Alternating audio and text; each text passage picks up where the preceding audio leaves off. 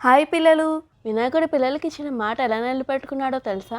వినాయక నవరాత్రులు మొదలవుతుండగా తన పుట్టినరోజు పిల్లలతో జరుపుకుంటానని మాటిచ్చాడు. ఆ మాట నిలబెట్టుకోవడం కోసం కైలాస పర్వతం నుండి బయలుదేరారు. హిమాలయంలో మానసరోవర్ చేరి సంధ్యావందనం గావించి దట్టమైన అడవి దాటి కాశీపట్నం చేరుకున్నాడు. పవిత్రమైన గంగా నదిలో స్నానం చేసి కాశీ దేవాలయంలో పూజలు చేసి తన తల్లిదండ్రుల ఆశీర్వాదాలను పొందాడు. తర్వాత బద్రీనాథ్ వెళ్లి విష్ణుదేవుని ఆశీర్వాదం తీసుకుని పిల్లల్ని కలవడానికి ఆకాశ మార్గాన బయలుదేరాడు. గణేష్ను చూసి పిల్లలు చాలా ఆనందించారు. ఆయనతో సంతోషంగా ఆడి పుట్టినరోజు ఎంతో వైభవంగా జరిపి ఆశీర్వాదాలు పొందారు. విజ్ఞానదాత అయిన గణపతి మన మార్గాల్లో ఉన్న అడ్డంకులను తొలగించి మన పనులను నిర్విఘ్నంగా జరిగేలా చూస్తారు. కాబట్టి ఆయనను వినాయకుడు అని పిలుస్తారు. గణపతి బప్పా మోరియా. Thank you.